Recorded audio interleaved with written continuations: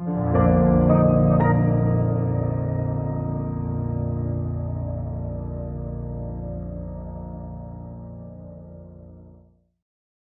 pues muy buenas tardes a todos. Bienvenidos a la presentación de Liberalismo, el nuevo libro de Juan Ramón Rayo, que hoy presentamos y que hoy también publicamos. Pues hoy ha sido el día en que ha llegado a las librerías. Yo quisiera empezar dándole las gracias a todos ustedes por acompañarnos hoy aquí. Dar las gracias también a la Fundación Rafael del Pino por habernos invitado a celebrar aquí este acto y dar las gracias, como no, al autor, a Juan Ramón Rayo, a quien a buen seguro todos ustedes conocen, pero me van a permitir que le haga una breve introducción y un breve resumen de su bibliografía. Porque aunque seguramente pues, todos ustedes, como decía, le conocen bien, quizá hay algún detalle que, por lo que fuere, desconocieran. Juan Ramón Rayo es doctor en Ciencias Económicas, es licenciado en Derecho y profesor en la Universidad Francisco Marroquín, en el Centro de Estudios OMA y en la EU University. Ejerce también como columnista en El Confidencial y en La Razón, así como de comentarista económico en El Radio, en Espejo Público, Al Rojo Vivo y La Sexta Noche. Acumula en su haber 12 libros publicados, 10 de ellos escritos en solitario y más de 30.000 ejemplares vendidos. En su primer libro, Una crisis y 5 errores, publicado ahora hace 10 años, en Lid Editorial, desmontaba junto a Carlos Rodríguez Brown 5 supuestas causas y falsas soluciones para superar la crisis económica. En 2011, y ya en Deusto, publicó El liberalismo no es pecado, escrito junto a Carlos Rodríguez Brown. Era un compendio de 5 lecciones de economía que refutan los tópicos del pensamiento único, constituyen un manual para no iniciados en la materia y a la vez una invitación a reflexionar sobre las críticas al capitalismo y al mercado libre. Un poco después, en 2012, coordinó Un modelo realmente liberal, un libro en el que se proponen 33 reformas liberales para lograr una España más libre y más próspera. En ese mismo año, cuando llega su primer libro, Una alternativa liberal para salir de la crisis, donde nos demuestra que fueron los gobiernos y los bancos centrales quienes inflaron las 3 burbujas, la financiera, la inmobiliaria y la estatal, que terminaron asolando la economía española y, sobre todo, que el pinchazo y la superación de estas 3 burbujas solo se lograría con un notable retraimiento del Estado que permita ampliar en paralelo las esferas de libertad de familias y empresas. Un año más tarde, en abril de 2013, publica Crónicas de la Gran Recesión, una recopilación de 90 artículos publicados entre 2007 y 2008 en los que desmenuza y critica la gestación y los primeros destrozos de la crisis.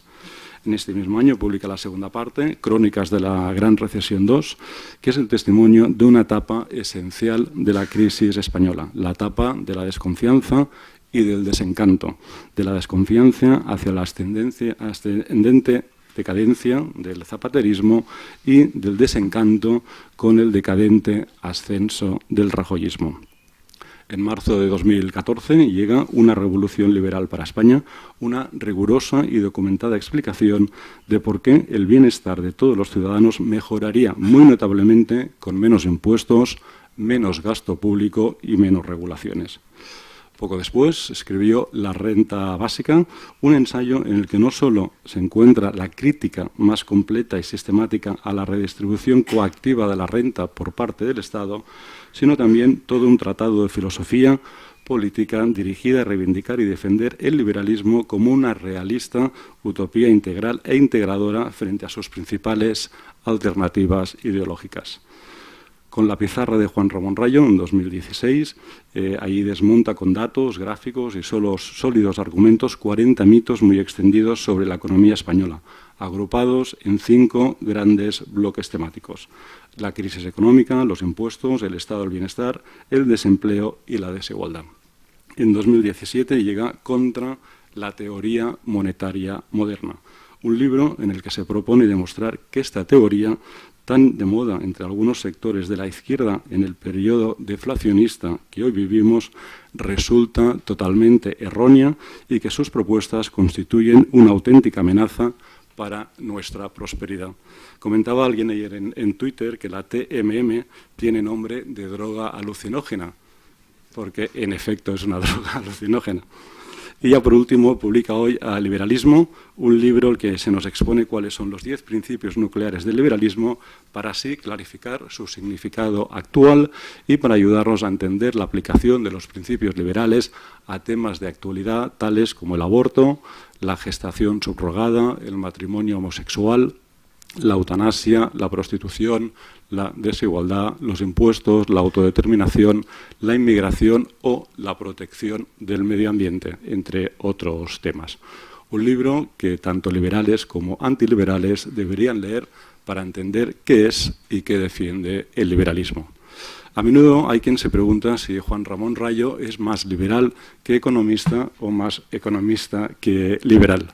Yo me limitaría a afirmar que Juan Ramón Rayo es un excelente economista, sin duda uno de los mejores que tenemos en nuestro país, y al tiempo un excelente filósofo liberal, recto, riguroso y orgulloso de serlo. Demos, por favor, la bienvenida a Juan Ramón Rayo. Muchas gracias.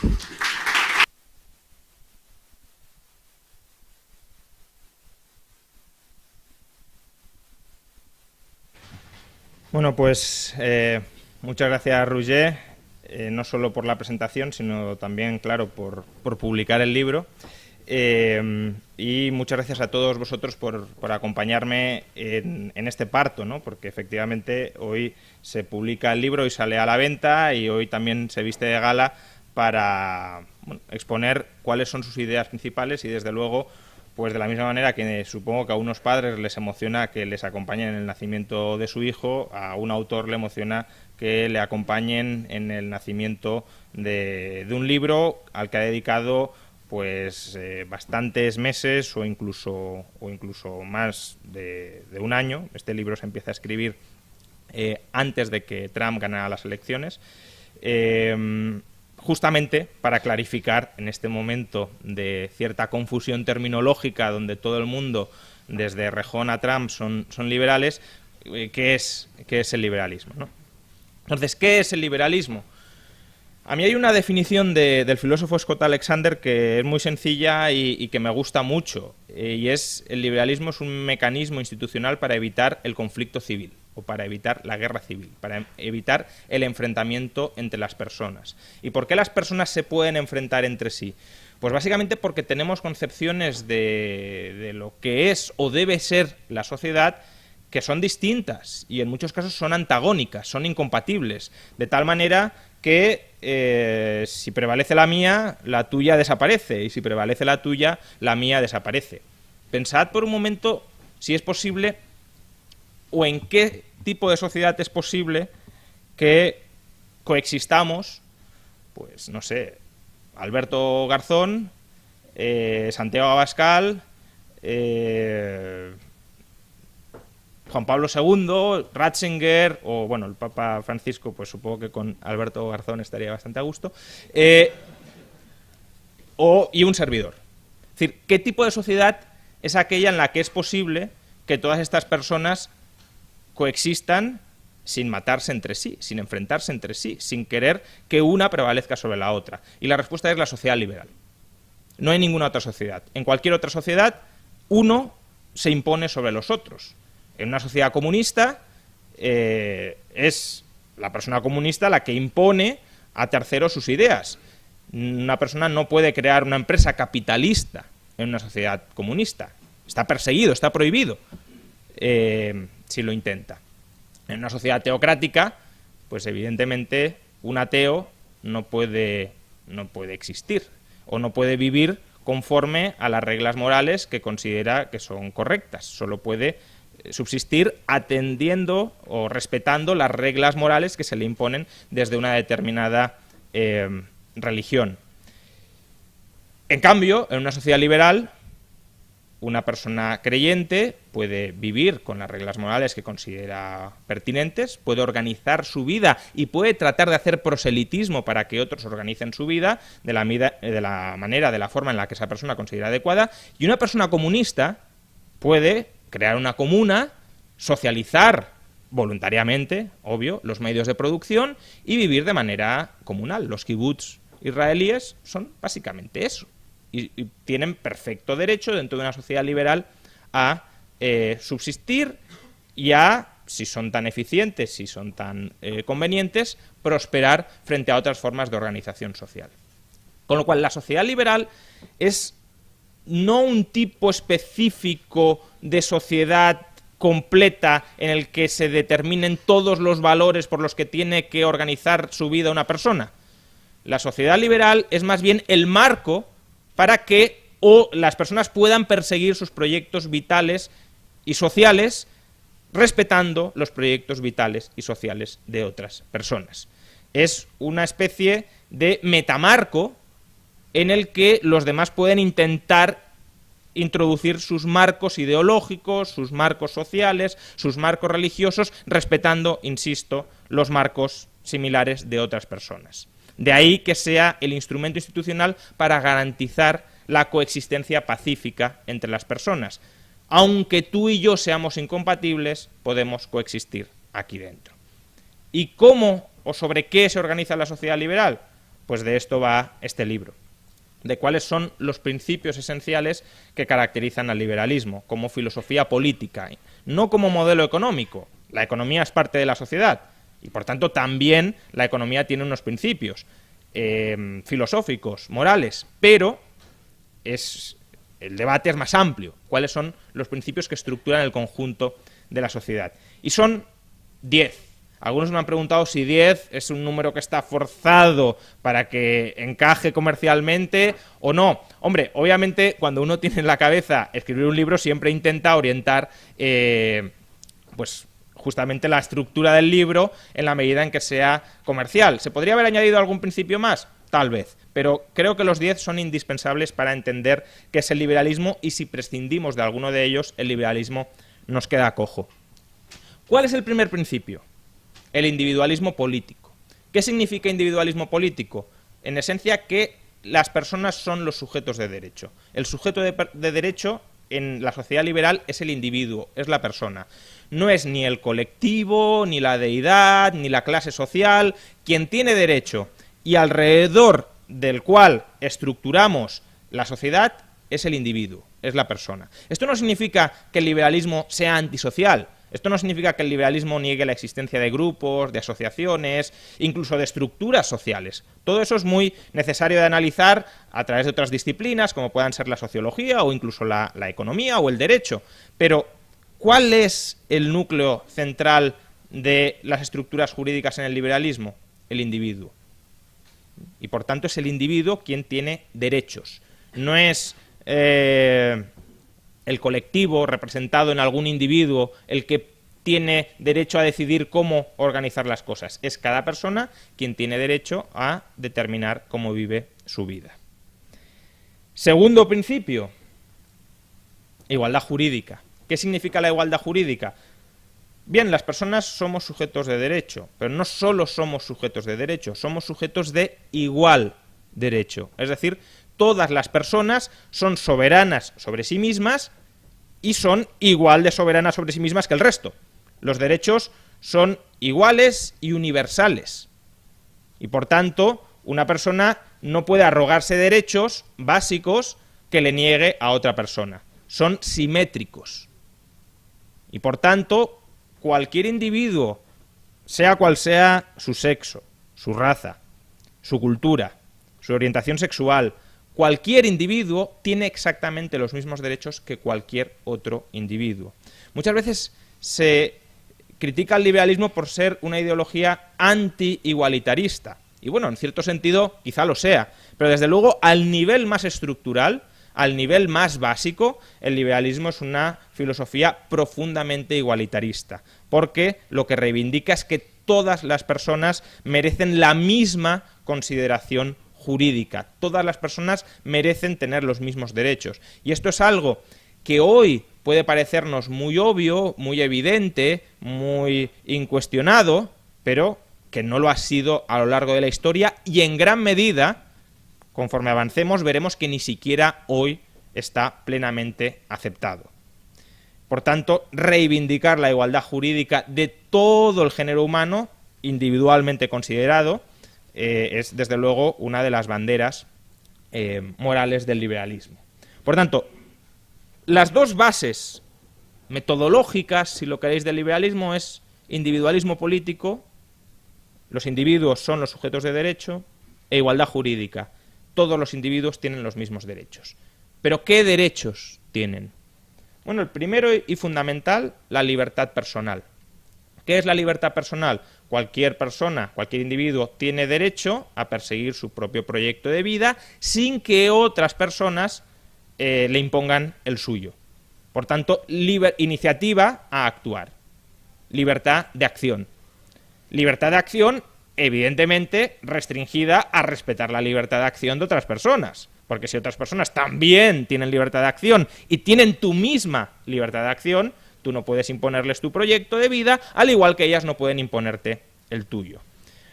Por tanto, la libertad, en última instancia, es el reconocimiento de una esfera de autonomía dentro de la cual podemos hacer lo que nos dé la gana, siempre y cuando no estemos pisoteando la libertad de los demás. En esto sí es rigurosamente cierto lo que se suele decir de que mi libertad termina donde empieza la de los demás. Pero es que la de los demás también termina donde empieza la mía.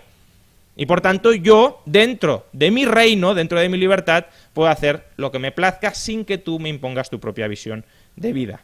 Por muy equivocado que pueda crear que tú estás, por muy inconveniente que crea que puede ser tu modo de vida, yo lo respeto porque tú respetas el mío. Y tú también puedes juzgar que mi modo de vida es totalmente equivocado y por tanto también puede requerir un ejercicio de constricción, de autocontrol muy fuerte por tu parte. Muchas veces tendemos a pensar que la libertad personal es algo poco exigente. Bueno, total, simplemente significa que tú no te metas en la vida de otros. Pues eso es algo que se logra pasivamente. No hace falta que hagamos ningún esfuerzo activo para conseguirlo. Si meramente me abstengo de meter las narices donde no me llaman, ya estoy cumpliendo con este requisito. Pero a la hora de la verdad, es tremendamente complicado evitar meter las narices donde nadie nos llama. Evitar meternos en la vida de los demás, sobre todo cuando los demás están haciendo cosas que a nosotros nos molestan muy profundamente, es algo que desde luego no hemos conseguido. Y hoy podemos pensar que respetamos absolutamente que los demás vivan su vida, pero hay un montón de ámbitos donde es obvio que nos entrometemos porque creemos que tenemos que entrometernos, y si nos dijeran que evitemos hacerlo, sufriríamos mucho por restringirnos a la hora de no poder entrometernos en la vida de los demás. No sé, pensad a alguien que sea un militante luchador contra las drogas. Decir que tiene que respetar que otra gente se pueda drogar, pues es algo que le va a carcomer.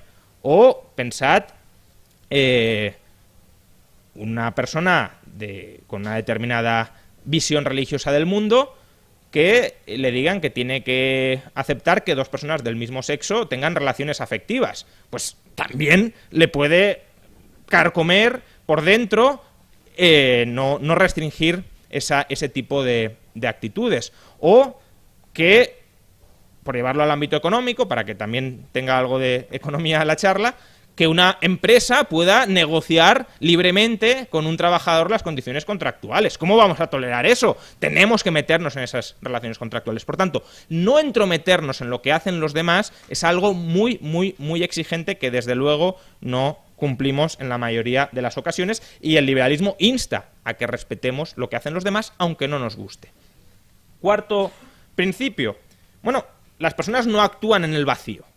Las personas actuamos en un entorno material, perseguimos nuestro proyecto vital en un entorno material, es decir, las acciones que tomamos quizá podamos evitar que afecten a otros. Si yo me voy a una isla desierta, pues evidentemente actuaré sin que tenga ningún tipo de repercusión sobre terceras personas que no están en la isla desierta.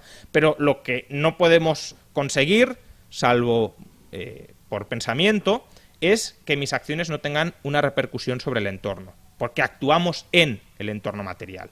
Con lo cual, simplemente reivindicar la libertad de acción, la libertad de iniciativa de acción de una persona, tú haz lo que quieras mientras respetes que otro haga lo que quiera, no es suficiente, porque van a surgir conflictos sobre qué hago yo sobre el entorno, qué haces tú sobre el entorno.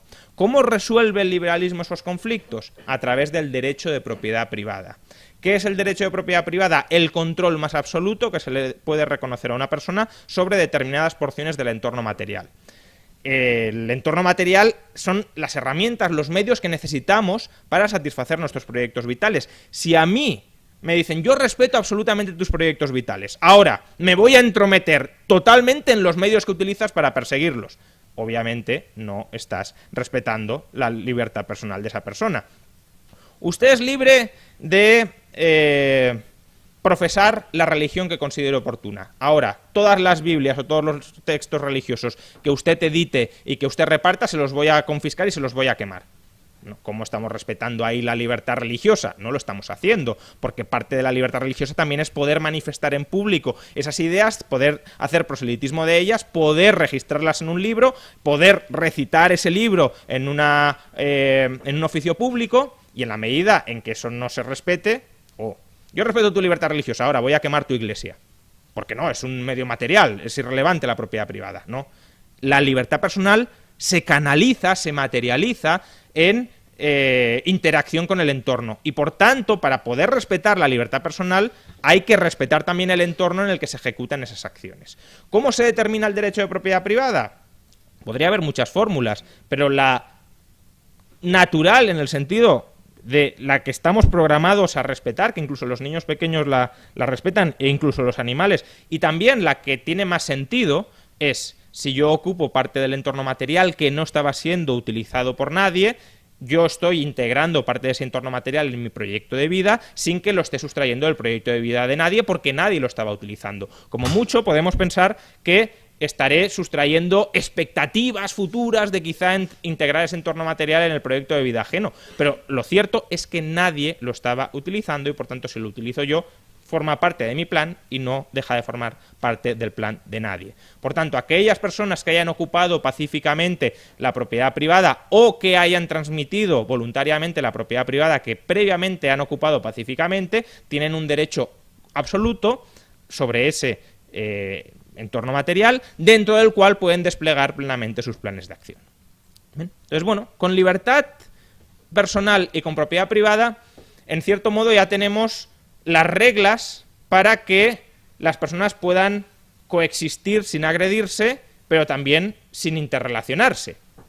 Vale, cada uno por su lado, no nos encontramos nunca, yo no piso tu propiedad, tú no pisas mi propiedad, y cada uno por su lado. Pero, evidentemente, las personas interactúan o tienen ciertas expectativas a interactuar.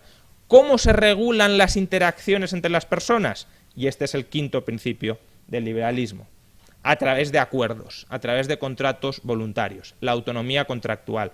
Dos personas pueden, en el uso de su libertad personal, suscribir los contratos que consideren oportunos. ¿Qué es un contrato? Bueno, en general, un contrato es un intercambio de derechos y obligaciones. Pueden ser contratos unilaterales, pero en general son contratos bilaterales. Es decir, yo hago algo por ti a cambio de que tú hagas algo por mí. Y especificamos exactamente qué tiene que hacer cada uno por el otro, y lo que especificamos se convierte en una ley privada para las partes. Quedamos obligados personalmente a respetar lo que hemos firmado en el contrato. Entonces, fijaos que mientras que la libertad personal es más bien un derecho negativo, abstente de meter tus narices en mi vida a cambio de que yo me abstenga de meter mis narices en tu vida, a través de los contratos podemos crear derechos positivos entre las partes. ¿Tú quieres que yo haga esto? Es decir, ¿tú quieres que yo me obligue, que yo esté obligado a hacer esto en tu favor? Vale. ¿A qué te obligas tú a hacer algo en mi favor? O a no hacer, o a darme. Porque no todos los contratos son obligación de hacer por obligación de hacer. Puede ser obligación de hacer a cambio de obligación de no hacer. Por ejemplo, si una persona es un militante, por rescatar el ejemplo anterior, un militante opositor y combatiente contra las drogas, bueno, podría decirle a una persona, oye, yo hago esto en tu favor, por ejemplo, te doy una terapia, te doy unos recursos, a cambio de que dejes de consumir drogas.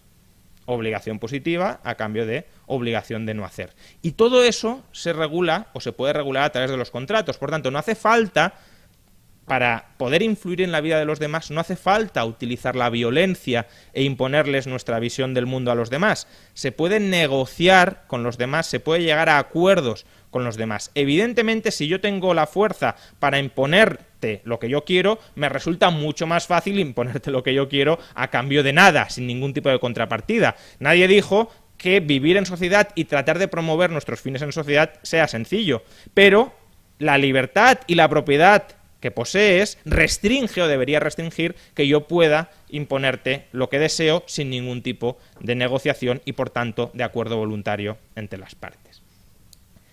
Bien, pero ahora imaginad que estamos en un mundo donde se respeta la libertad personal, o se dice que se respeta la libertad personal, donde se dice que se respeta la propiedad privada, donde se dice que se respetan los contratos, pero a la hora de la verdad yo te robo y no pasa nada.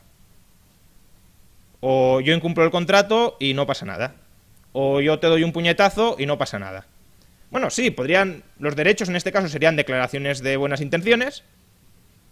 Tú puedes hacer lo que quieras en el uso de tu libertad de acción, sobre tu propiedad, podemos firmar contratos, pero luego en la práctica estaríamos diciendo que eso no tiene ningún contenido real.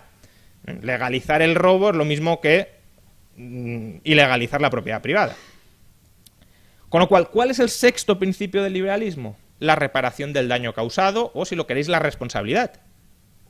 Es decir, si tú conculcas los derechos de terceros, no solo tienes que dejar de conculcarlos, sino que además has de reparar el daño que les hayas causado a la hora de conculcarlos. Y este derecho es muy importante y tendemos a olvidarlo a veces los liberales, en el sentido de hay situaciones actuales que son el resultado de conculcaciones de derechos pasados, y en la medida en que se pueda identificar al culpable y a la víctima, hay que reparar ese daño causado. No cabe decir, no, bueno, pues yo te he robado, pero ahora hacemos tabla rasa, nos olvidamos de todo y lo que te he robado es mío, ¿no?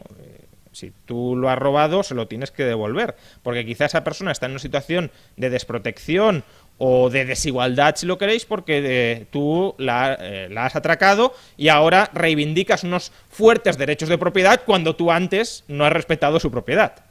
Por tanto, la reparación del daño causado es fundamental en una sociedad liberal y, de hecho, sin este principio los otros no tienen sentido. Es decir, sin este principio los otros quedan totalmente aguados y se convierten en simplemente excusas intelectuales para defender el statu quo injusto al que hemos llegado. Bien, de nuevo, con estas dos bases metodológicas, individualismo político e igualdad jurídica, y con estos cuatro principios operativos, libertad personal, propiedad privada, autonomía contractual y reparación del daño, ya podemos llegar a una sociedad donde la gente coexista pacíficamente, yo no te agredo, tú no me agredes, y también a una sociedad donde, en cierto modo, hay algún tipo de cooperación. A través de los contratos, pues negociamos y llegamos al acuerdo que queramos llegar recíprocamente.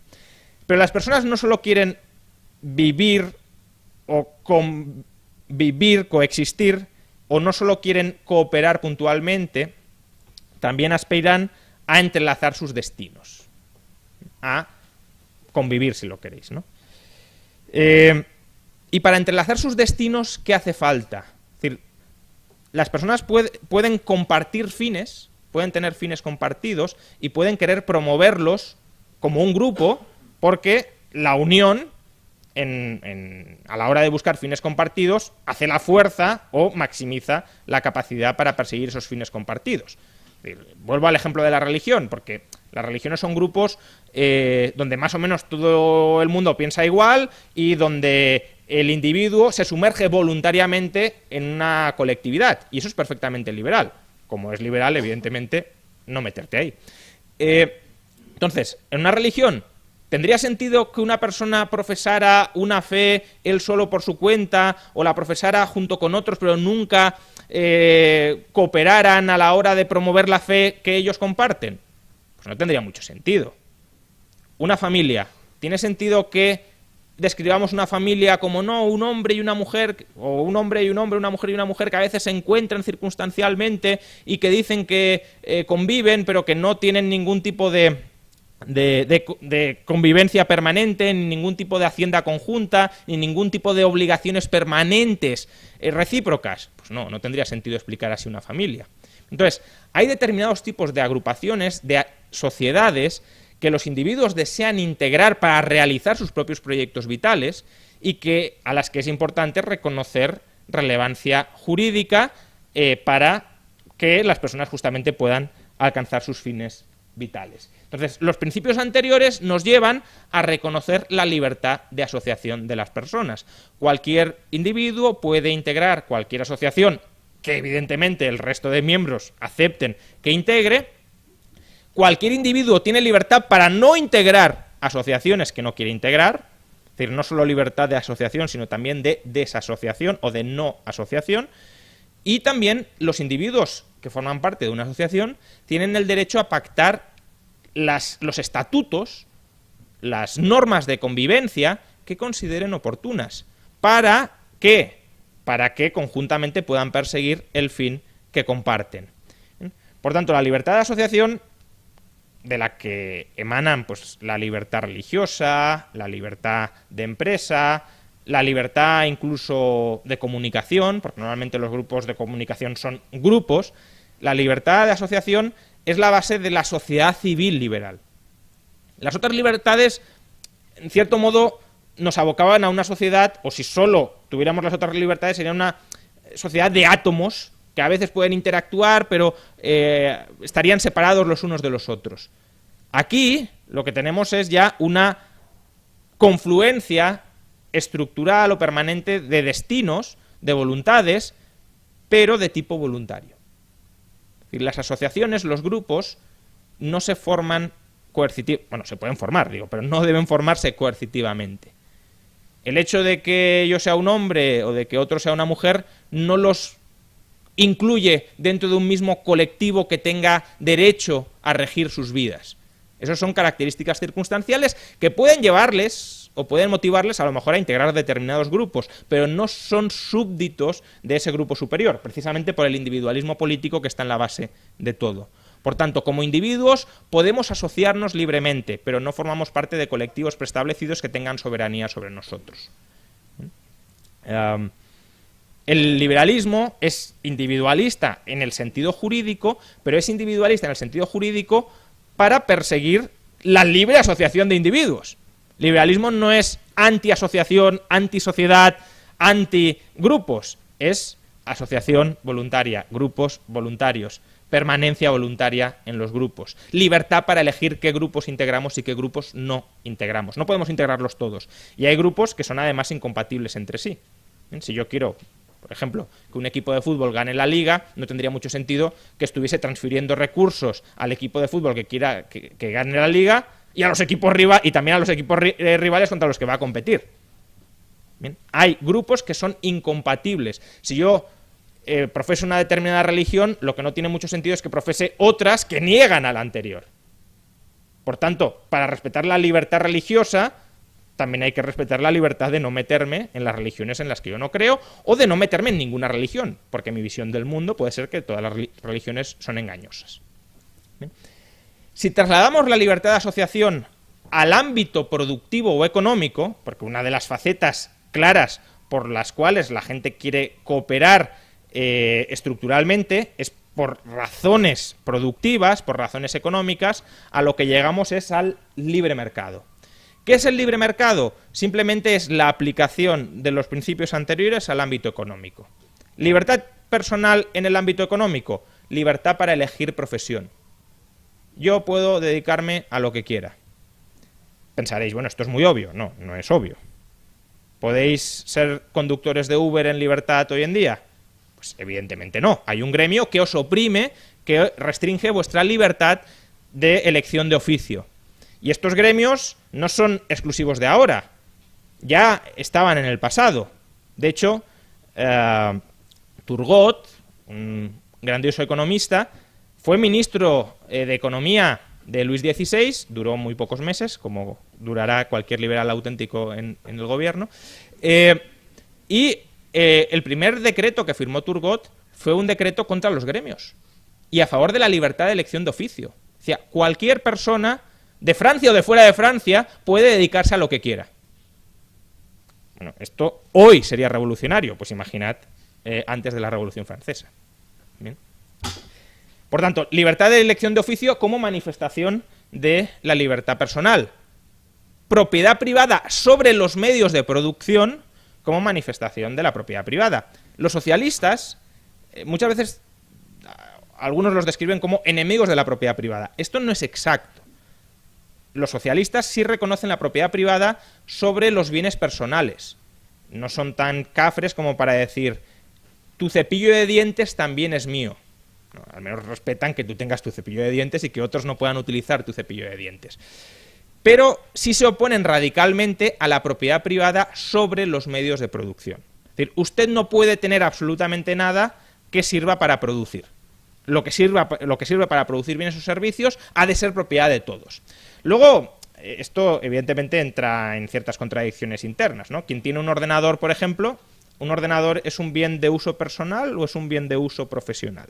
¿Una guitarra es un bien de uso personal o es un bien de uso profesional? Pues claro, si soy un guitarrista muy famoso me puedo forrar utilizando un bien que supuestamente es de uso personal. Pero bueno, lo que quiero decir es, el liberalismo no solo reivindica la propiedad privada sobre algunos bienes, sino sobre todos, también sobre los que sirven para producir.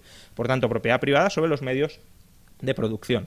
Autonomía contractual, pues evidentemente podemos suscribir cualquier contrato de contenido económico que queramos. ¿Esto al final en qué se traduce? Libertad de comercio, libertad para comerciar, libertad para firmar contratos, para transferir propiedades, para prestar servicios con otras personas en los términos en los que yo quiera.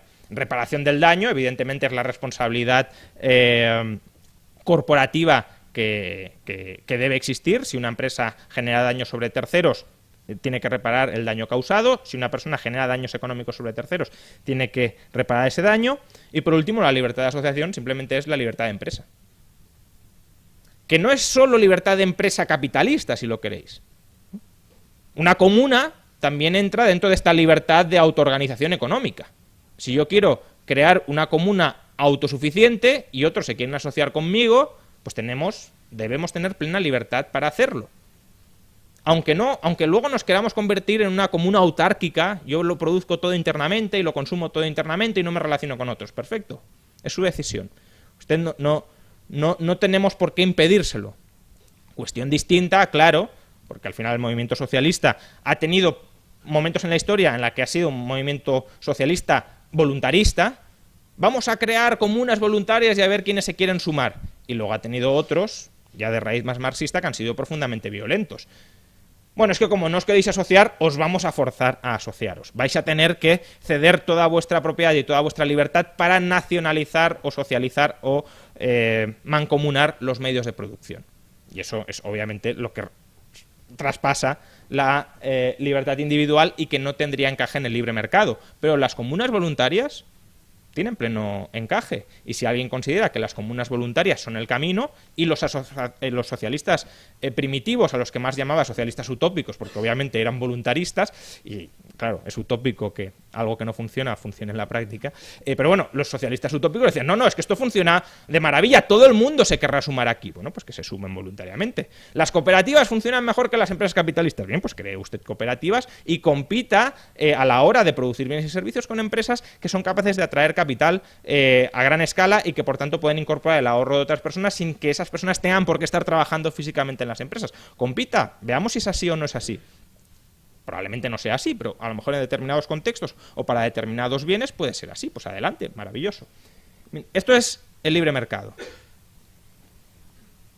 Noveno principio. Bueno, toda esta infraestructura jurídica, si lo queréis, se quedaría en nada si no hubiese detrás algún tipo de institución que se encargue de velar por el respeto escrupuloso de esos principios. ¿Cuál es la institución que se encarga de velar por el respeto de esos principios? Llamémosle comunidad política. Comunidad política como aquel conjunto de instituciones sociales, jurídicas, que tienen como misión, por un lado, especificar exactamente o descender esos principios generales a la realidad concreta, vale, sí, propiedad privada, pero propiedad privada, ¿qué es exactamente? Por ejemplo, ¿cómo se adquiere exactamente la propiedad privada? Hemos dicho por ocupación original o pacífica, ¿vale? Pero ¿qué entendemos por ocupación pacífica o original? Que yo llegue a un terreno que no es de nadie y diga, todo esto es mío. ¿Eso sirve para decir que he ocupado pacíficamente todo esto? Bueno, pues este tipo de detalles es los que hay que especificar legislativamente. No de un modo que vacíe en el principio, no de un modo que contraríe en el principio, pero sí de un modo en que lo vuelvan operativo y aplicable. Incluso puede haber determinadas zonas grises, de las que a lo mejor luego hablamos en el turno de preguntas. Por ejemplo, propiedad intelectual. ¿La propiedad intelectual es propiedad o es un ataque a la propiedad? Bueno, según como lo entendamos, se articulan un determinado tipo de normas u otros. Y el liberalismo puede ser compatible con ambos sistemas siempre y cuando ese sistema se articule para respetar la idea de propiedad privada. Y eso es una misión que tiene la comunidad política, especificar para un conjunto de ciudadanos concretos cómo se aplican esos principios generales. Y luego, evidentemente, usar legítimamente la fuerza cuando esos principios o esos derechos especificados son conculcados. ¿Cuál es el problema de las comunidades políticas? Que precisamente porque tienen poder para imponer el derecho, se vuelven fácilmente tiranizables. Es decir, fácilmente pueden querer extralimitarse a la hora de desarrollar sus funciones. Incluso se las puede, en cierto modo, idolatrar y considerar que son el origen del derecho y que, por tanto, están legitimadas a especificar los derechos individuales tal como quieran. De ahí que el principio liberal sea el gobierno limitado. El gobierno, salvo que expresamente se pacte lo contrario entre todas las personas afectadas, en cuyo caso entraríamos dentro del principio de libertad de asociación, el gobierno debe estar absolutamente restringido a la protección de los derechos individuales, a nada más. Todo lo que exceda ese mínimo imprescindible ya supone una conculcación de los derechos individuales de algunas personas. Insisto, que luego las personas se pueden asociar y decir, no, queremos un órgano de gobierno que haga más que este mínimo. Vale, perfecto. Pero lo que no se puede hacer es, usted no quiere que haga más que ese mínimo, yo sí, pues yo se lo impongo. Y por supuesto, y también en este principio, de hecho es el capítulo más largo del libro, hay que analizar qué tipo de configuración institucional es la que permite que el gobierno, o que permite al menos maximizar la probabilidad de que el gobierno se mantenga limitado. Porque simplemente decir que el gobierno ha de limitarse, cuando le estamos dando todo el poder al gobierno, pues no parece que vaya a ser lo más probable. Por tanto, ¿cómo configuramos las instituciones de gobernanza para que el gobierno se limite? E históricamente el liberalismo ha dado bastantes respuestas. División de poderes, democracia representativa, constituciones, contrapoderes externos al Estado. Y bueno, en el libro los discuto y veo que ninguno de ellos es especialmente efectivo y que pueden ser en muchos casos peligrosos, pero que todos ellos sí tienen algo de razón detrás a la hora de querer limitar el poder político. Bien. Y ya por último, y este es el principio que en cierto modo creo que donde vamos a ver que muchos de los principios anteriores que tomamos como dados y como evidentes no siempre los respetamos en todos los casos, globalización. ¿Qué entiendo por globalización? No una globalización de tipo económico, que también, porque al final la economía es parte de la sociedad, pero cuando hablo de globalización, en realidad lo que quiero decir es universalidad de los principios anteriores.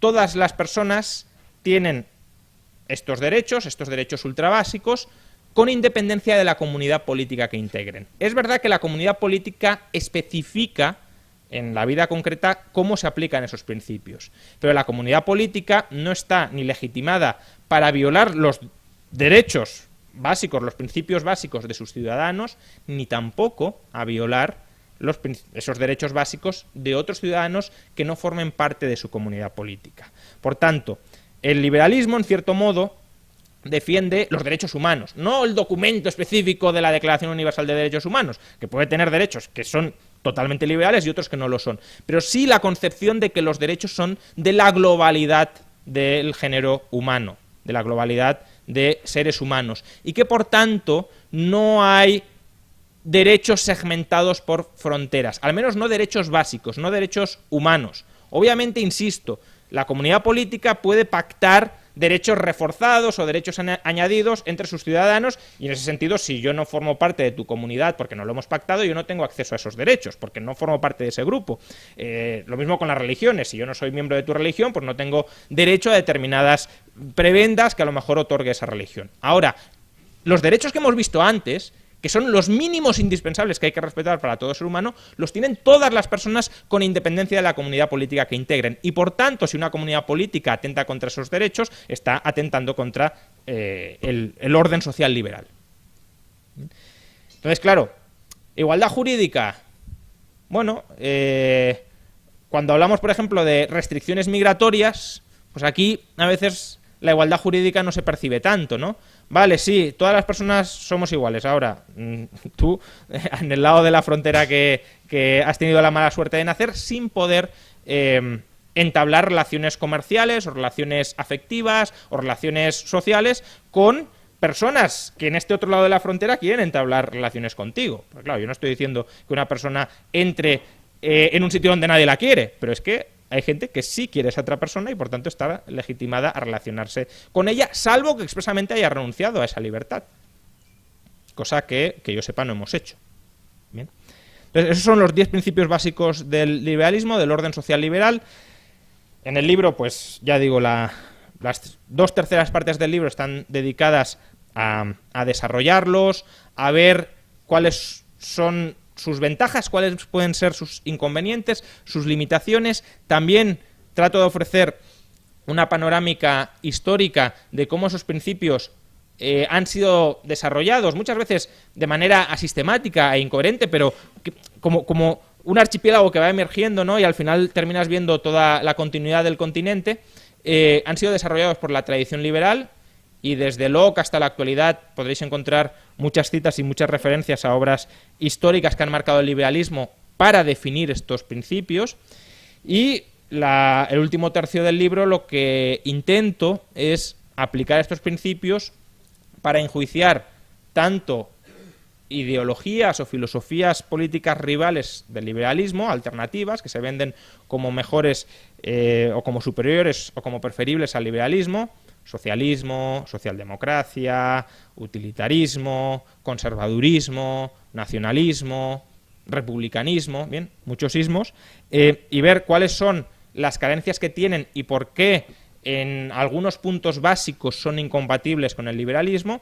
Y luego ya el último capítulo del libro está dedicado, y a lo mejor no sé si es lo que más os motivará el interés o no, pero digo, a lo mejor es parte de lo que podemos debatir a partir de ahora, cómo estos principios se aplican a entender muchas de las problemáticas que hoy en día visibilizamos, como pues bueno, algunos de los que ha comentado Roger,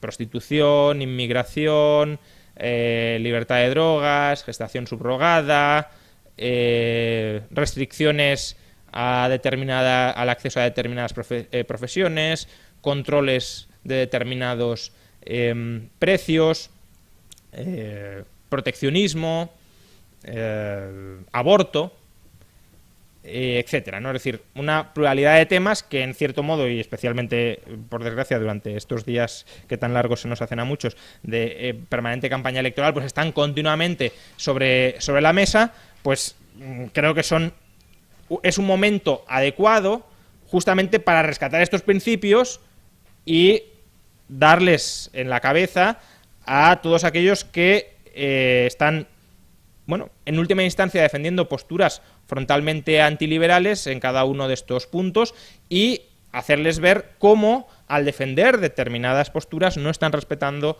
en última instancia la libertad de cada una de las personas, sino que están imponiendo a todos los demás su particular cosmovisión del mundo, que puede ser muy legítima, pero para que la vivan ellos, no para que se la impongan a los demás. Muchas gracias.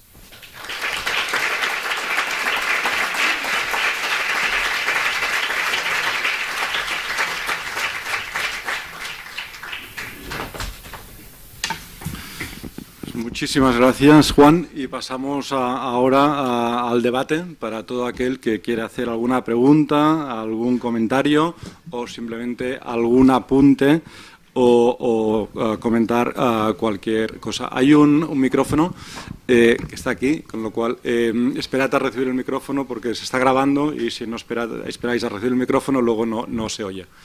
Con lo cual, si levantáis la mano, los que queráis preguntar, os iremos pasando el micrófono. Sí, ahí en la segunda fila. Hello, in English if I can. Thank you.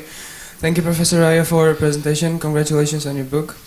I wanted to ask, what do you think about with the modern development of Chinese economy? Will it eventually lead to democracy in China?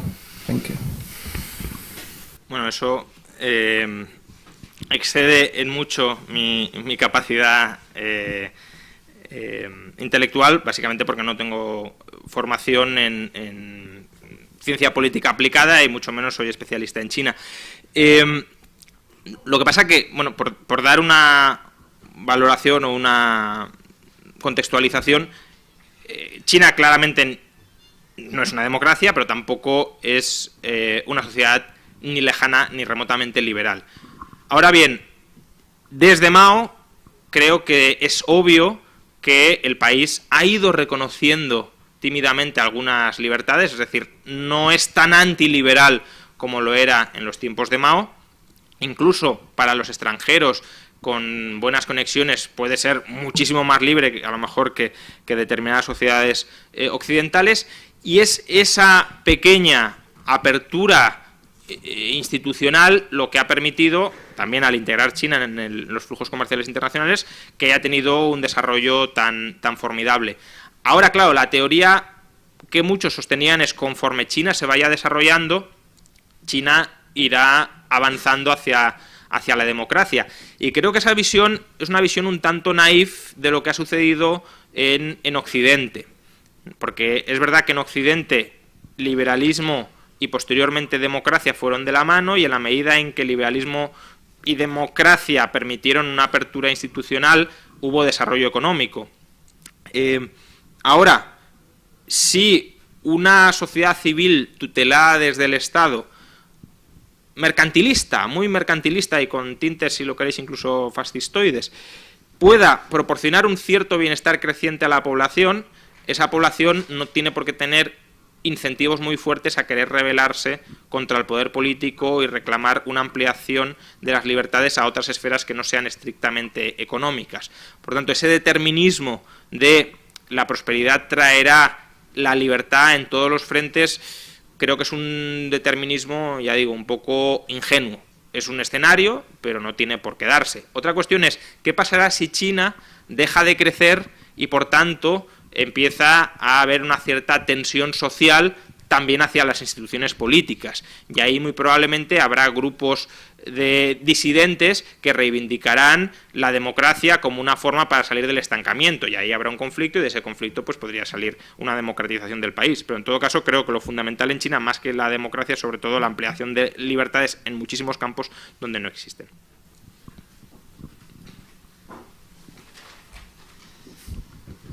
Hola, buenas tardes. Juan Ramón, enhorabuena por el libro, muchas gracias.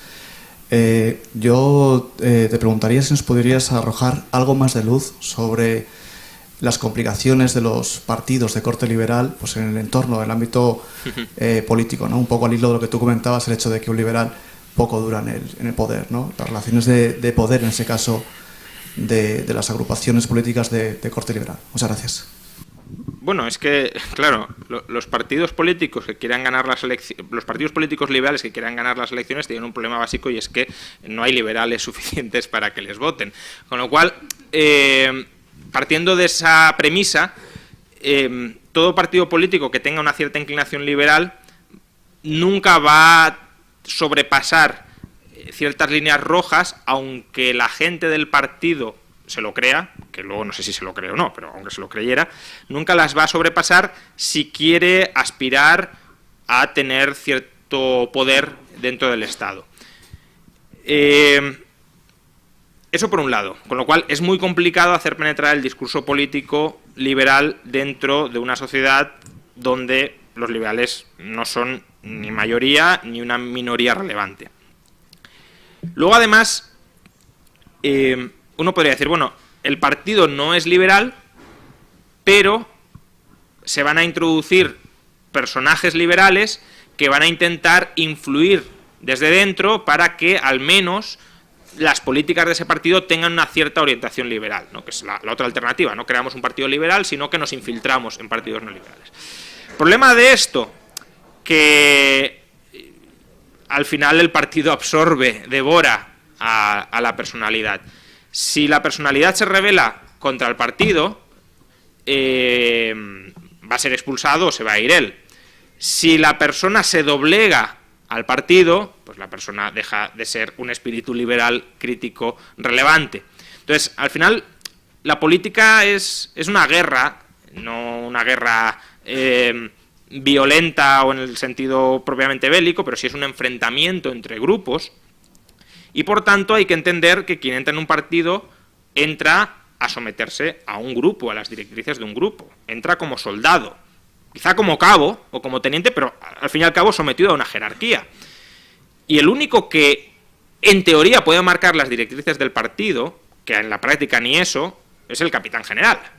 Y para llegar a capitán general tienes que haber cortado muchas cabezas antes. Y para haber cortado muchas cabezas antes tienes que haber ido escalando desde posiciones muy bajas. Entonces, claro, el que entra desde abajo diciendo, no, yo es que soy muy liberal, y luego se va arrodillando a todos los superiores antiliberales durante 20 años para llegar al poder, pues normalmente habrá terminado corrompiéndose y se habrá terminado volviendo un cínico a la hora de escalar a esa posición. Y digo, en la práctica ni siquiera el capitán general puede marcar las directrices, porque claro, si de verdad pensamos que el líder de un partido político tiene control pleno sobre el partido y sobre los grupos externos al partido para marcar lo que él quiera, nos equivocamos. Es decir, no sé si Pablo Casado es muy liberal, medio liberal, nada liberal, pero desde luego a la hora de mandar un mensaje tiene que tener en cuenta a todos aquellos que están comiendo del partido político y que lo han aupado ahí, y tiene que medir si colocar determinados mensajes en la esfera pública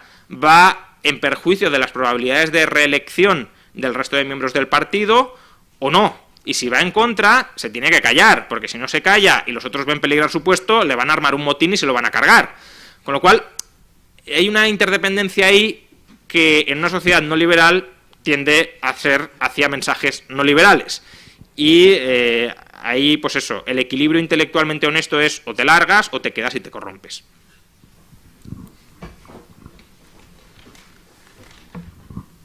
Buenas tardes. Yo te quería preguntar sobre en la aplicación de estos principios ahora en la sociedad actual que tenemos. Me genera a mí particularmente dudas el gobierno limitado que habías defendido antes. Cómo en una sociedad tan grande como la nuestra se podría hacer efectivo ese gobierno, hacer efectivo el poder sobre la sociedad.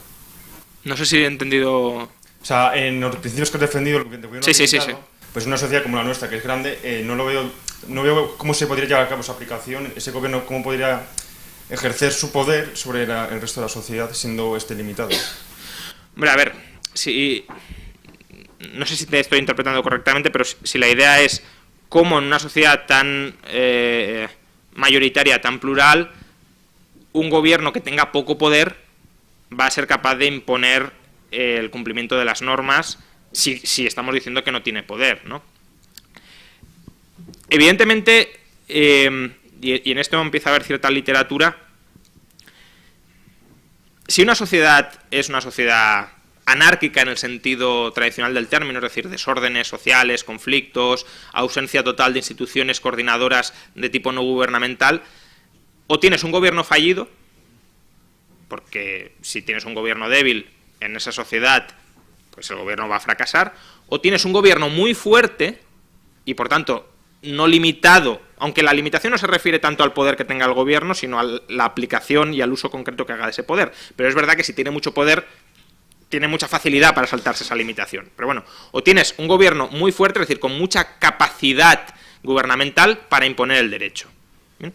Entonces, es verdad que en sociedades no pacificadas, si lo queremos llamar así, sociedades desordenadas, donde no hay instituciones, ya digo, no gubernamentales que conduzcan a respetar las normas básicas, no hay una buena alternativa.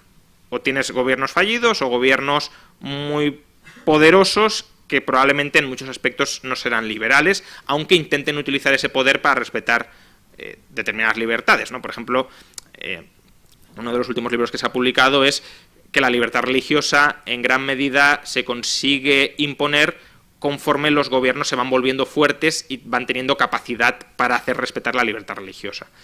Ahora, en sociedades donde la propia sociedad civil ha interiorizado determinados valores básicos, que son los que espera que el gobierno haga respetar, no necesitas un gobierno muy potente para que esas normas se cumplan. ¿Por qué? Porque tienes el respaldo de unas mayorías sociales muy amplias para conseguir que esos derechos se respeten. Y por eso, y lo ligo un poco con la pregunta anterior, creo que el trabajo no hay que hacerlo tanto desde la política, al menos en el estadio actual, sino desde la sociedad civil. Es decir, hay que intentar cambiar la percepción cultural, moral que tiene la sociedad de estos principios para que esos principios sean autoaplicables. Es decir, para que yo entienda que robar esté mal o está mal y por tanto no necesite que haya un policía continuamente a mi lado para vigilarme que no robe, que entienda que incumplir los contratos está mal y por tanto no necesite un alguacil cada vez que se firma un contrato y cada vez que se ejecuta un contrato, e incluso si el gobierno en un momento determinado no tiene capacidad para hacer respetar normas que las mayorías entendemos básicas a la hora de tolerar las libertades de otras personas, que tenga apoyo popular y fuerza desde la sociedad para impulsar ese cumplimiento. Hola, buenas tardes. Bueno, lo primero de todo, muchas gracias por la conferencia. Y tenía un par de preguntas rápidas. ¿Hasta qué punto consideras el contrato de esclavitud un límite de la autonomía contractual? Y luego, ¿debe respetarse la propiedad privada de aquellos que heredaron de buena fe propiedad que fue adquirida violentamente? Vale. La primera pregunta me parece interesante en el sentido de querer como testar los límites de los principios. La relevancia práctica que tiene eso es una marcianada. Pero yo el contrato de esclavitud o de servidumbre, si lo queréis, lo puedo ver legítimo siempre, porque en mi concepción de los contratos siempre han de tener una cláusula de salida. De hecho, si tú rompes el contrato, has de reparar el daño causado. Entonces lo rompes y reparas el daño causado. Bien, por tanto, una persona que firmara un contrato de esclavitud dejaría de ser esclavo y evidentemente tendría que indemnizar, si ha firmado ese contrato voluntariamente, a aquel con el que lo ha suscrito, porque si no, le ha hecho perder el tiempo, en cierto modo, ¿no? Es decir, que tú digas, no, mira, vamos a firmar una simulación contractual, no sé qué, pues si no, no lo firmas desde el principio, pero tienes que tener la posibilidad de salir simplemente rompiendo el contrato e indemnizando. La segunda pregunta sí es mucho más relevante. No solo es interesante para testar la aplicabilidad de los principios, sino que tiene aplicaciones o implicaciones prácticas muy importantes. Yo he mencionado que la propiedad se adquiere por ocupación pacífica o por transferencia voluntaria de propiedades pacíficamente ocupadas, entre ellas la herencia, ¿no? La herencia es una transmisión de una persona muerta a una persona viva, pero que se suscribió la transferencia en vida de una propiedad. Creo que hay un tercer modo de adquisición, aunque eso entraría dentro de cómo la comunidad política configura el derecho de propiedad. Es decir, no creo que forme parte esencial del núcleo del derecho de propiedad, pero sí creo que es una de sus manifestaciones, que es la usucapión. Tú una propiedad la puedes abandonar. Tú puedes tener algo y abandonarlo, y si lo abandonas con la voluntad de dejar de ser dueño, es decir, no quiero que esto siga siendo mío, eso es una cosa libre que cualquiera puede volver a ocupar y se la puede apropiar. Entonces, parece que estoy dando un giro, pero es para contestarte. El abandono de cosas se puede hacer de manera tácita o no explícita. Yo abandono algo, no digo, oye, que he abandonado esto y ya no me considero dueño, sino lo abandonas. Entonces, ¿cómo sabemos que algo que aparentemente no tiene dueño es algo que ha sido abandonado y que por tanto es susceptible de nueva ocupación? A través de presunciones. Si tú has dejado de utilizar algo y yo lo adquiero y lo utilizo públicamente durante 20 años, por ejemplo, cabe presumir que tú lo has abandonado si no has protestado, si no has dicho, que esto es mío, déjalo, durante 20 años, es decir, durante un periodo de tiempo muy largo, y por tanto que pasa a ser mío. Esa es la usucapión, que es una forma de adquirir la propiedad por prescripción del derecho ante la hipótesis de que el antiguo dueño abandonó la cosa. Entonces, la usucapión de buena fe yo creo que es una forma de adquirir la propiedad. ¿Esto qué significa? Que al final, en cierto modo, todas las propiedades que tenemos hoy son fruto de un pasado violento. Pero yo no tengo ningún tipo de conexión con los que violentaron propiedades pasadas. Si yo compro una casa, la compro sin preguntarme y sin saber, o incluso sabiendo que esa persona que me la vende la adquirió él de buena fe y la adquirió pacíficamente. Otra cosa es que 20 generaciones atrás alguien robara esa casa, y por tanto, si yo me la quedo y nadie protesta contra ese título de propiedad durante un largo periodo de tiempo, eso pasa a ser mío, se consolida un nuevo derecho. Otra cosa, y en determinados casos eso sí podría tener aplicabilidad, es, imaginemos que determinadas víctimas de expropiaciones no han tenido derecho a protestar. Bien. Entonces, ahí creo que habría que perseguir el patrimonio de aquellos que le robaron y se lucraron con ese robo. Si yo he comprado una casa, salvo que la casa tenga una vinculación emocional muy fuerte con esas personas, lo lógico es que aquella persona que me la vendió a mí, o que se la vendió a quien me la vendió a mí, y se la robó a ellos, resarza, indemnice a estas personas, no yo, que no he obtenido ningún lucro porque yo la he pagado, y es otro el que se ha quedado con mi dinero a cambio de yo quedarme en la casa, claro. Entonces, el que ha tenido una ganancia, un hurto neto, si lo queremos, es el que la robó, y es ese, o el patrimonio de sus herederos, el que habría que atacar, siempre que el patrimonio sea también individualizable, porque la responsabilidad penal no la puedes heredar. Entonces, hay que intentar indemnizar a esas víctimas, porque son víctimas. Si han podido protestar, o sea, si no han podido protestar porque no se les ha dejado, otra cosa es que digas, no, es que durante 100 años nadie ha protestado y ahora yo me considero un heredero de víctimas pasadas y protesto para que me deis una renta. Eso no. Ahora, si es verdad que ha habido una situación de opresión violenta y no se ha podido reclamar ese derecho de indemnización, pues sí que creo que habría que considerarlo. Pero de nuevo, estas son cuestiones que tiene que definir la comunidad política de manera muy específica, y como mucho lo que podemos hacer es tratar de influir el modo en el que se definen, diciendo, oye, que la reparación del daño es un principio liberal, por tanto no te lo pases por el forro, incorpóralo en la legislación específica que tú desarrolles. Bueno, Juan Ramón, en primer lugar, gracias también por el libro. Y bueno, quería hacer dos preguntas rápidas. En primer lugar, este marco parece utópico, porque si partimos de la base de que los liberales no llegan al poder o no aguantan mucho en partidos políticos, ¿cómo vamos a orientarnos? O sea, ¿cómo Europa, para poner el ejemplo, va a escapar de la socialdemocracia para acabar en un sistema que se base en estos supuestos? Eso por un lado. Y luego quería preguntarte, hablando de políticos y liberales, a ver qué te parecía a nivel personal el programa económico del Partido Popular, concretamente Daniel Lacalle. Te leo muy rápidamente. Propone reducir el IRPF hasta dejarlo por debajo del 40%, impuestos sociales al 20%, vacaciones fiscales para parados que decidan emprender, eliminación de sucesiones, donaciones, actos jurídicos, documentos y patrimonio, y la mochila austríaca. A ver si realmente esto es campaña electoral o realmente es aplicable y que el Partido Popular va a llevarlo a cabo. Gracias. Bueno,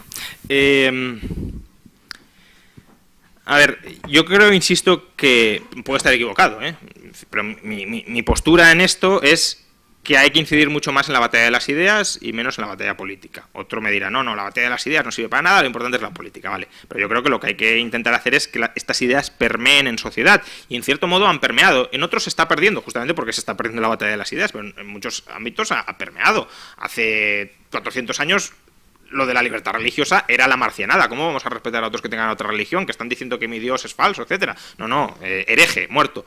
Hoy no, hoy vemos que esto es absurdo. Entonces, la libertad religiosa ha permeado como un principio básico. Pues de la misma manera pueden permear otros principios, pero para eso hay que dar la batalla diariamente. No solo porque hay que ganarla, sino porque luego no hay que perderla. Es decir, una vez la hayas ganado, has de permanecer en esa posición porque tendrás otras ideologías que te estén intentando decir, no, la propiedad es un robo, por tanto, aunque tengas derecho de propiedad, hay que dejar de tenerlo, etcétera. Entonces, esa amenaza siempre la vas a tener y hay que dar esa batalla intelectual de manera continua. Y eso es al margen de la política. Al final, una vez hayan permeado las ideas, la política será una traslación de esas ideas. Y yo es lo que digo siempre, yo me gustaría vivir en una sociedad donde Izquierda Unida fuera un partido libertario, claro, ¿por qué? Porque si no, Izquierda Unida no existe como partido político.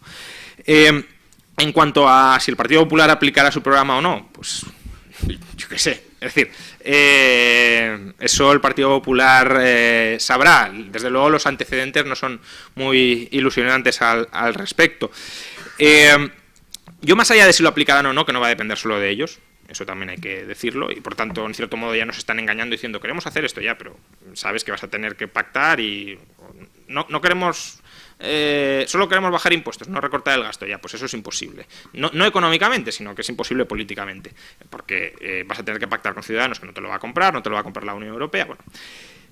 Creo que hay un mensaje donde, bueno, ya escribí al respecto, ¿no? Donde Dani, que es una persona muy liberal, creo que claramente se ve cómo tiene que compatibilizar, pues, intereses, ideas, sensibilidades, como lo queramos llamar, contrapuestas, precisamente por haber entrado en un partido político, que es cuando dijo que no hacía falta reducir el Estado del 41%. Obviamente, con un Estado del 41% hay mucho margen para seguir ampliando las libertades. No estoy diciendo que la única misión de un liberal sea reducir el peso del Estado, pero, hombre, es una misión fundamental de un liberal. Entonces, que una vez dentro ya la ambición de la batalla se haya limitado tanto, demuestra no que Dani no sostenga esas ideas, lo que demuestra es que esas ideas dentro del PP tienen una cabida limitada y por tanto, incluso con la mejor buena fe, si estás dentro para intentar influir, tienes que volverte mucho menos ambicioso en lo que buscas.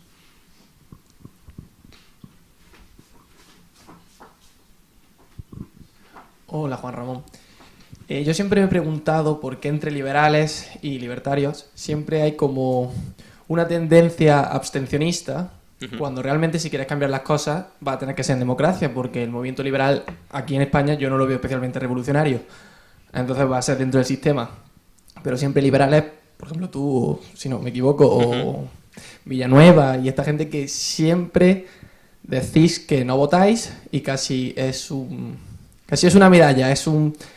como que puedes argumentar mejor si te apartas del espectro electoral y dices que tú lo miras todo desde arriba. Entonces, nunca he entendido por qué. Bueno, hay varios motivos. Lo que pasa es que no sé si tenemos mucho tiempo para alargarme tanto. Uno es porque votar no sirve de mucho, eso primero. Es decir, tu voto y el mío no vale para nada. Quiero decir, en una masa electoral de 20-25 millones de personas ya me dirás tú que va a decidir un voto. Dos, tú puedes decir, vale, tu voto no, pero si tú dices a quién votas, sí. Vale, pero entonces ya estamos hablando de señalización. Y ahí la cuestión es, ¿qué es más importante señalizar? ¿Yo apoyo a este partido político o este sistema no me gusta porque todas las opciones son antiliberales y por tanto me opongo al sistema? Ahí ya es una cuestión estratégica. Yo creo que tiene bastante más impacto hacer una enmienda a la totalidad hoy de la clase política existente que prestar tu apoyo intelectual a un partido político. Otro puede pensar que no, y de hecho hay liberales que piensan que no solo votan, sino que se meten en política, pero mi visión es bastante antipolítica, no solo por la configuración actual de los partidos políticos, sino también por lo que representa y por las reglas internas de la política que a mí me asquean bastante.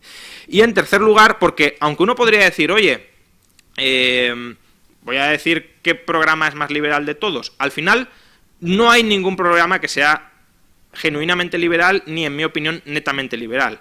Hay medidas que son de algunos políticos mucho más liberales que otras, pero en cambio esos mismos políticos, estoy pensando en Vox, pueden ser radicalmente antiliberales en otras. Entonces, primero, no me gusta hacer esto de, sobre todo como señalización pública, de estas libertades son más importantes que las otras, porque cualquier otra persona puede tener una perspectiva distinta y estará plenamente legitimado a valorar más otras libertades que son restringidas que aquellas que están ampliando.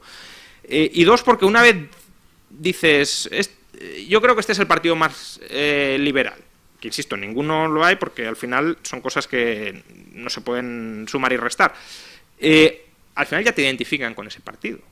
Y yo creo que eso es lo peor que se puede hacer desde una perspectiva de independencia, como es la mía. Es decir, yo estoy al margen de la política para poder criticar a todos los partidos políticos y mezclarme con un determinado apoyo a un determinado partido político, inmediatamente te va a contaminar de cuestiones que desarrolla ese partido político con las que tú no tienes absolutamente nada que ver. Parece que estás diciendo, no, yo soy de este equipo de fútbol y por tanto lo compro con sus virtudes y con sus defectos. Pues no, virtudes muy poquitas y defectos muchos, y por tanto vamos a criticar los defectos que tienen todos para que dejen de tenerlos o para que les suponga un coste electoral tener esos defectos. Buenas tardes, felicidades por el libro, y mi pregunta es la siguiente. ¿No crees que a medida que las sociedades avanzan, evolucionan y se vuelven más complejas, surgen nuevos problemas? Por lo tanto, ¿es natural o incluso legítimo que los gobiernos asuman más competencias? Fíjate que yo pensaba que la pregunta iba a ser, conforme las sociedades se vuelvan más complejas, ¿no tendría sentido que avance más el liberalismo? Y mi respuesta iba a ser que sí. Es decir, cuanto más compleja es una sociedad, menos la puedes homogeneizar y menos puedes dar soluciones centralizadas y únicas para gente que requiere soluciones diversas porque plantea o tiene problemáticas diversas. Es decir, cuando todo el mundo es católico, pues puedes tener un gobierno católico y no es un gran problema. Ahora, cuando hay 20.000 religiones dentro de un país, ¿cómo vas a tener un gobierno católico, un gobierno musulmán? No tiene sentido. Entonces, cuanto más compleja, variada, heterogénea es una sociedad, más tienes que buscar consensos de mínimos y no de máximos.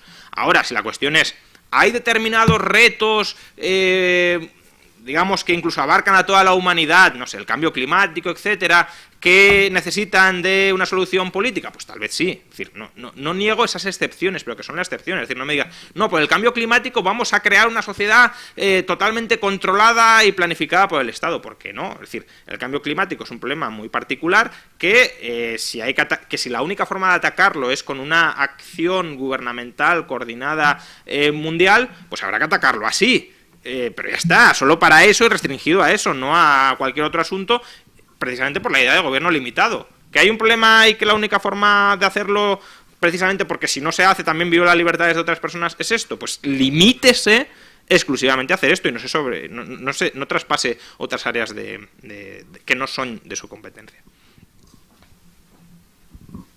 Hola Juan, felicidades y gracias por el libro.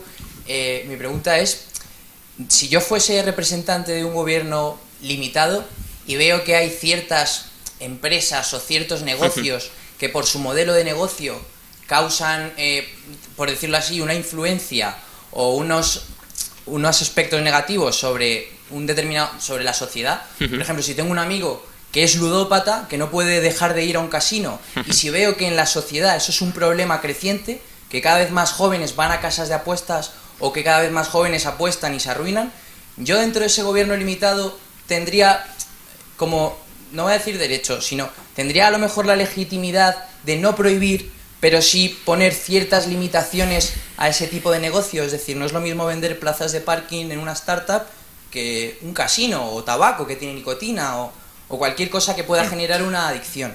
Y esa es mi pregunta. A ver, obviamente lo que he planteado es un esqueleto para posibilitar, mejor dicho, la coexistencia, la cooperación y la convivencia. Esto no es la panacea para todos los problemas que existen en sociedad, ni muchísimo menos.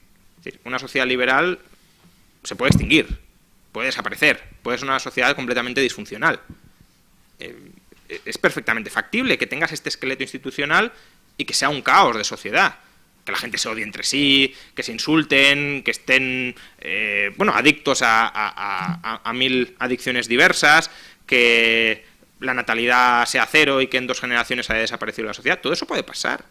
Esto no es, oye, la solución a todo pasa por aquí. No, esto es, la restricción para cualquier solución que quieras plantear pasa por aquí. ¿La ludopatía es un problema? Sí. A lo mejor para otros no lo es, pero vale, coincido contigo en que es un problema. Busquemos soluciones dentro de este marco para ese problema. No te saltes el marco para imponer tu solución. Porque si no, también a lo mejor se coaligan los dueños de casinos para saltarse este marco e imponer lo que a ellos les interesa, que es lo que les dé dinero, creando adicciones.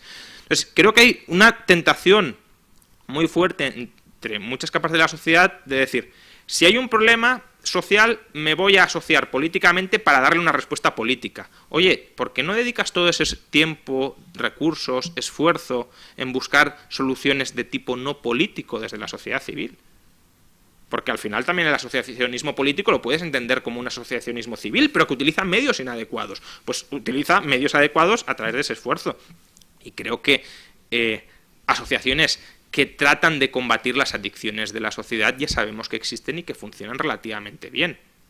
Que no van a darte una solución perfecta, pero es que soluciones perfectas no las vas a tener permanentemente en nada. Por tanto, has de buscar, creo, las soluciones menos imperfectas que respeten esto, porque si no respetas esto, los problemas también son otros.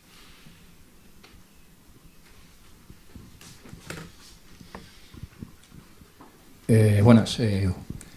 Con respecto al apartado del gobierno, has señalado antes que había un problema sobre la dificultad que tenemos para limitar el gobierno, ya que todo lo que ha habido hasta ahora, pues está claro que no ha funcionado, por lo que en el marco teórico yo querría saber si no resulta más lógico hablar de, más que de un gobierno limitado, de la ausencia total de gobierno. Bueno, tenía que... faltaba la pregunta anarquista, ¿no? A ver, primero, cuando yo hablo de gobierno limitado no estoy hablando necesariamente de gobierno estatal. Es decir, el libro es plenamente compatible con el anarcocapitalismo, aunque yo sea relativamente escéptico con respecto a sus posibilidades prácticas. Pero en la medida en que considero que el anarcocapitalismo es una rama posible del liberalismo, el libro no es anti-anarcocapitalista. Como tampoco es antiminarquista, es decir, los principios del libro también son compatibles con el minarquismo y creo que hago una defensa bastante razonable, incluso desde un punto de vista ético, del minarquismo. Ahora, la idea está de no, como no podemos limitar al gobierno, rompamos el gobierno. A ver, lo que no se puede limitar es el poder político. Bien, entonces, si tú te cargas el Estado, eso no significa que necesariamente vaya a desaparecer el poder político. De hecho, el Estado surge de sociedades donde no había Estado. Por tanto, la ausencia de Estado no es garantía de que esa situación perdure en el tiempo. Y es más, una crítica que creo bastante sólida al anarquismo es que duraría 2 telediarios y por tanto que volvería a surgir otra entidad probablemente peor que la anterior y además con unos costes de transición brutales, porque cargarte el gobierno, el Estado existente ya es problemático, pues si encima tenemos que pasar por otro proceso de reorganización política con todas las matanzas, todo el enfrentamiento, toda la opresión que ello supone, pues todavía peor. Entonces, ese es un argumento muy extendido de, bueno, pues si no podemos limitarlo, nos cargamos, pero creo que no es un buen argumento. Eso no significa, insisto, que el anarcocapitalismo haya que desecharlo. Sí, después de un análisis político, filosófico, económico, sociológico, incluso psicológico o antropológico, se llega a la conclusión de que bajo determinados equilibrios el anarcocapitalismo es viable, pues no digo que no haya que defenderlo, pero creo que falta ese análisis y que de hecho si se desarrolla ese análisis probablemente se vea que normalmente será un equilibrio muy inestable precisamente porque volverá a surgir el poder político. Nos queda tiempo para un par de preguntas más. Enhorabuena, Juan Ramón. Me siento un poco la de la cuota femenina del liberalismo, aunque hay muchísimas mujeres en comparación con nuestros tiempos, ¿no? La verdad es que cualquiera que te conozca no se va a sorprender del contenido del libro porque son los principios de siempre que llevas tantos años proclamando, escribiendo, hablando en televisiones, radios, etcétera. Y precisamente sobre eso te quiero preguntar. ¿Cuáles crees tú que son las fuerzas que hacen que haya que estar permanentemente repitiendo los mismos principios y las mismas cosas de diferente manera tal vez, pero porque da la sensación que es necesario? Es decir, yo cuando leí tu libro y de qué iba pensé, otra vez, pero me doy cuenta, primero por esto, luego por las manos levantadas y segundo por lo que veo en televisión, por la campaña electoral y todo esto, y mirando a Latinoamérica también, de que es que sigue haciendo falta. Creo que hay dos fuerzas importantes que mueven esto. No quiero ser despectivo en el sentido de que los que no sean liberales tal, pero la ignorancia y el interés. Entonces, en prácticamente cualquier ámbito tienes que estar refrescando continuamente el conocimiento, básicamente porque la gente muere y ese conocimiento se pierde una vez ha muerto, y la gente nace y no nace con conocimiento. Por tanto, socialmente tiene que haber un reciclaje permanente, una repetición permanente de determinadas ideas para que haya esa transmisión de ideas. Con lo cual, aunque toda la gente fuera bien intencionada, haría falta enseñar y divulgar estas o cualquier otro grupo de ideas. Y luego los intereses. Y creo que hay gente muy interesada en pervertir estos principios y utilizarlos en su favor. De hecho, esto lo que proporciona es un marco bastante impersonal. Si tú me dices, ¿quién sale ganando con esto? Si nos ponemos detrás del velo de la ignorancia rawlsiano, ¿quién sale ganando con esto? Pues realmente nadie, porque todos tienen las mismas reglas de juego y desarrollan sus vidas de manera voluntaria junto con otros y autónoma. Entonces, en principio nadie sale ganando con esto, pero claro, si tú quieres instrumentar las instituciones para parasitar a otros, esto lo tienes que pervertir. Y evidentemente lo que no puedes decir es, oye, que lo estoy pervirtiendo para salir yo beneficiado. Lo que tienes que decir es, no, es que todo esto, todas estas reglas no funcionan bien y por tanto hace falta otro conjunto de reglas que casualmente son las que me privilegian a mí, pero no es por esto, es porque es el bien común lo que nos lleva a ello. Y claro, estas ideas también entran en la esfera pública, la contaminan, entran en debate con las otras y por tanto hay que debatir con ellas para decirles no y destapar qué hay detrás de ellas. Sí, tenemos tiempo para una ultimísima pregunta. Enhorabuena, Juan Ramón, eres un crack. Bueno, eso es subjetivo como todo. Tengo solo dos preguntas. Una es simplemente ¿qué funciones crees que son fundamentales que tenga el gobierno en el marco que propones? Hablo de funciones como educación, defensa, no lo sé. Y otra, ¿qué proyectos tienes preparado o dónde vas a hacer foco en los próximos años? Funciones, yo siempre digo, las mínimas e indispensables. Esto es en parte indeterminado, porque cuáles son las indispensables, claro está, pero con esto, ¿qué mensaje quiero transmitir? Que si intelectualmente o empíricamente llegamos a la conclusión de que una función que hoy desempeña el gobierno no necesita desempeñarla el gobierno, ese gobierno tiene que salir de ahí. Es decir, el gobierno se tiene que dedicar a aquello que no pueda desempeñar el sector privado y que además haya un interés en el sector privado en que sea desarrollado, porque bueno, a lo mejor el sector privado no desarrolla algo porque nadie lo quiere, entonces el gobierno tampoco se tiene que meter ahí. Pero por ejemplo, defensa. Todos queremos que nuestras vidas, nuestras libertades, nuestras propiedades sean protegidas. Si alguien no lo quiere, pues inmediatamente sería esclavizado o sus propiedades pues las regalaría, ¿no? Entonces todo el mundo más o menos queremos protección frente a ataques a nuestros derechos. La cuestión es, ¿esa protección la puede proporcionar alguien que no sea el Estado? No está tan claro porque hay un problema de bienes públicos muy fuerte ahí. Entonces, si ese problema de bienes públicos no se puede solucionar en el caso de la defensa, es un problema que se soluciona en otros ámbitos, pero no está claro que se solucione en el caso de la defensa, el gobierno podría tener que dedicarse a esto en beneficio nuestro.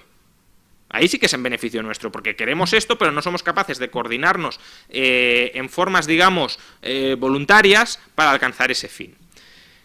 Por tanto, si vemos que determinados servicios que hoy desarrolla el gobierno se pueden prestar voluntariamente, sin necesidad de que lo haga el gobierno no tiene ninguna legitimidad para dedicarse a eso.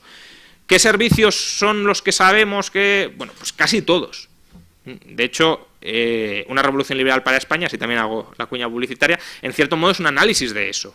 Es qué funciones que hoy desempeña el gobierno se han desempeñado históricamente o se podrían desempeñar sin necesidad de que esté el gobierno. Y ya no digo que se desempeñen mejor de lo que lo hace el gobierno, incluso a lo mejor el gobierno lo podría hacer en algunos casos mejor, pero ya por una razón de derechos individuales, si más o menos el mercado lo puede hacer más o menos igual de bien que el gobierno no está legitimado para hacerlo. Bien.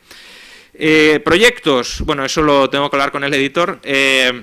No, sí estoy trabajando en varias cosas. Lo que pasa que a veces no me gusta decir en que estoy trabajando, porque como estoy trabajando en muchas, luego me dicen, oye, ¿y esto qué ibas a sacar? Bueno, pues que me he centrado, o sea, he iniciado y me estoy centrando en otras. Ahora mismo, de todas formas, estoy trabajando en varios papers más que en libros. Bien. Pero aún así también estoy trabajando en varios libros. Tengo un libro más o menos empezado que es algo así como la actualización de la refutación del sistema marxiano de von Baber, ¿no? Analizar el Capital de Marx y criticarlo de manera bastante desmenuzada. También una especie de actualización, que no lo es, pero bueno, de una revolución liberal para España, que sería analizar la teoría de los fallos de mercado y ver mecanismos generales de resolución de lo que se suelen considerar fallos de mercado, sin entrar tan en detalle en sectores concretos como una revolución liberal, sino más la teoría general. Luego tengo el famoso libro de Mises, que está prácticamente escrito, pero que nunca lo remato, contra la teoría monetaria de Mises, y alguno más que tengo empezado. Al final, pues de aquí año y algo veremos por cuál me decido para ser lanzado. Bien, pues a buen seguro que podríamos seguir con este debate, sería interesantísimo, pero son las 8:30 y tenemos que poner punto final a este acto, no sin antes agradeceros de nuevo por vuestra presencia y por habernos acompañado hoy aquí, dar las gracias también a la Fundación Rafael del Pino y a sus responsables por habernos invitado a celebrar aquí esta presentación y, como no, a Juan Ramón Rayo por el libro y por su conferencia. Muchísimas gracias, hasta la próxima.